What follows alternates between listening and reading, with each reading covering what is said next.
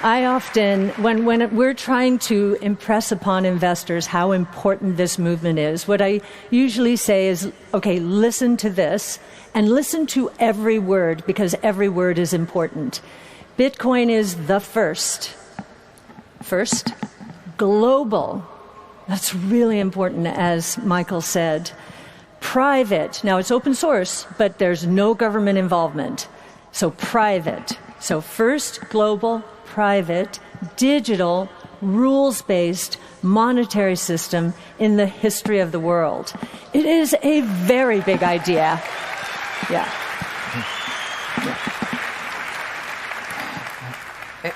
Any form of money moving at any frequency instantly anywhere in the world over Bitcoin, right, is such a beautiful vision.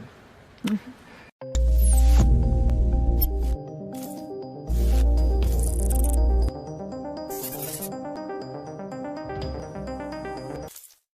Bitcoin 2022 was the largest Bitcoin event in history, exploring the technological advancements, financial empowerment, and countercultural influence that surround this open-source technology. During this event, billionaire tech investors Cathy Wood and Michael Saylor explained why they believe the future is bright for Bitcoin adoption. Not only this, but Cathy Wood backed her view that Bitcoin will go to $1 million, and Michael Saylor said Biden has given the green light to Bitcoin. Also, PayPal co-founder Peter Thiel took aim at Warren Buffett for his criticism of Bitcoin. Hello and welcome to Money Talks. In today's video, MicroStrategy CEO and Bitcoin enthusiast Michael Saylor talks about the overall tone he's hearing from Washington lately towards cryptocurrencies. Also, the prominent tech stock investor Cathy Wood explains why she still sees Bitcoin's price hitting $1 million in the next several years. Now, without wasting any time, let's dive right into the video. You know, if I put away my macroeconomic hat and just think as a technologist, if you're a technical entrepreneur, if you're a venture capitalist, and if you're trying to figure out what's the next great thing, I think it has to involve lightning in somehow. And if I look at the industry, I think every crypto exchange, if they're going to remain viable and competitive, they need to build lightning into their exchange. And so I hope the people that run exchanges that don't have lightning are listening to my presentation. I think that the lesson that's being shown to all of us is, if you want to be successful, then you adopt the Bitcoin standard. And the Bitcoin standard is, you buy Bitcoin, you hold Bitcoin, you support the Bitcoin protocol, and then you support the layer 2 open source permissionless Lightning protocol, so that your company can trade and transact with all of the other hundreds, soon to be thousands, soon to be hundreds of thousands of companies in this entire asset economy at the speed of light, friction-free. Michael Saylor also remarked that he sees great tailwinds for Bitcoin Lightning Network adoption. The latter is a low-cost, open-source instant payment platform. He said that every tech entrepreneur, every exchange will have to include Lightning if it wants to be viable, complementing Block's Cash App and BitPay for driving adoption. Saylor remarked that the killer application for Lightning could be bringing stablecoins to the network. Recently, Lightning Labs raised $70 million to do just that. Well, I agree with you on the Lightning Network. I was fascinated. We were studying the announcement this morning, and there's so much friction. There has been so much friction involved in the process that taking away some of that friction, whether it's direct deposit, you can put 2% of your paycheck into Bitcoin, or the idea that I don't need to know whether I'm on the Lightning Network or on the base layer. I can transact. I can become a part of this community and not have the friction. I think they're pulling a lot of the difficulty, complexity out. I've watched the number of Lightning channels. They're up to 84 to 90,000.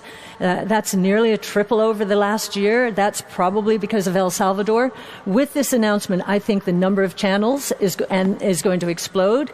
The liquidity, we think, is going to go from, and I should say we, in the audience, we have Yassine Elmandra and Frank Downing, my secret weapons in terms of Bitcoin and everything crypto, for example. But we think that the liquidity, which has gone up tenfold in dollars, fourfold in Bitcoin over the last year, that's just a taste of what's going to happen now that Cash App is going to make this, make it so much easier to use the Lightning Network. We're in a year, right, 2022, where people are going to start to realize that not supporting Lightning is like not supporting the internet, right? If you don't support Bitcoin, you don't support sound economics or integrity. But if you don't support Lightning, it's just kind of like cutting yourself off from the internet. And it's so much so that you start to think that I don't want to do business with a company that doesn't get on board with Lightning. Like, I got to find another vendor. And I'll tell you another exciting thing about Lightning. I'm really excited about the speed and transaction velocity.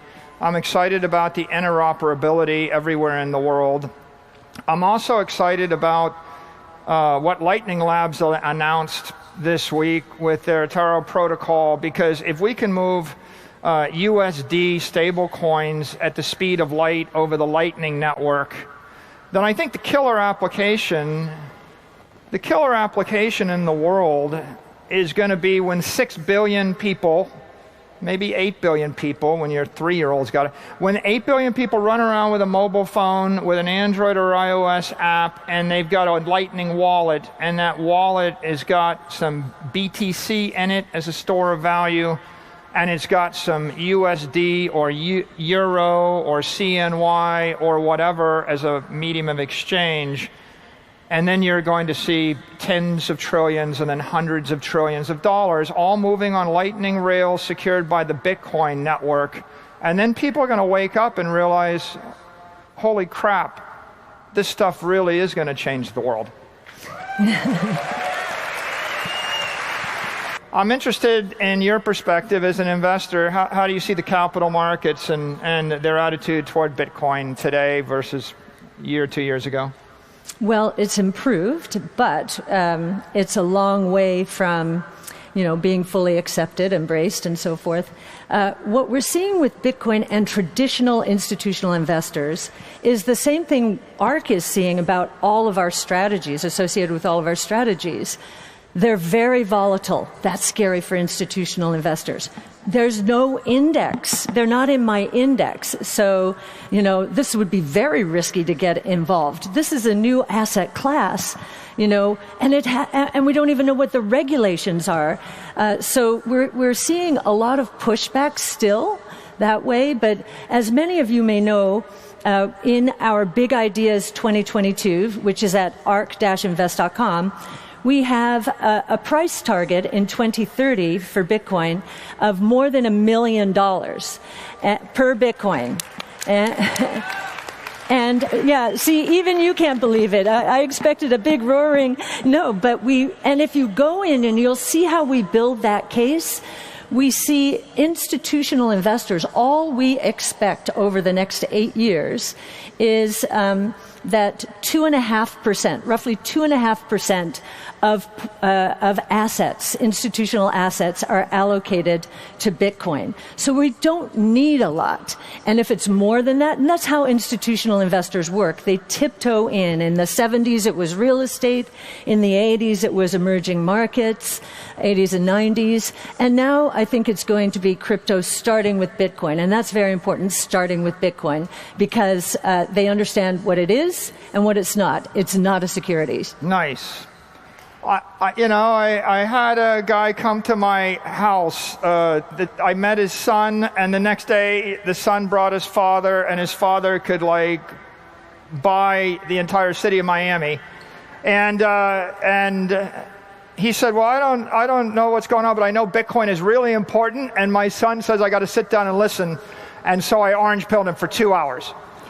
And I'm not going to say who because it's such a common story, but my point here is every one of you knows someone. Go tell a CEO, go tell your father, go tell your mother, go tell somebody that Bitcoin's going to change the world and they should figure out more about it, because the number one thing you can do is educate the world on Bitcoin and let people know they need to figure out Bitcoin. And every one of you does make a difference, because I would never get those meetings if it wasn't like someone that went and said, you got to pay attention. And my last point to you, you do not sell your Bitcoin. Thank you. Thank you. On the technology side, Saylor and Wood sees a lot of potential for further growth by removing friction for customers. Making the process of trading and transacting with crypto more streamlined will bring in more customers. On the price side, Cathy Wood said that her fund ARK Invest is looking at a price target of $1 million for Bitcoin. So, do you think Bitcoin will hit $1 million per coin? Tell us in the comments. Also, don't forget to like and subscribe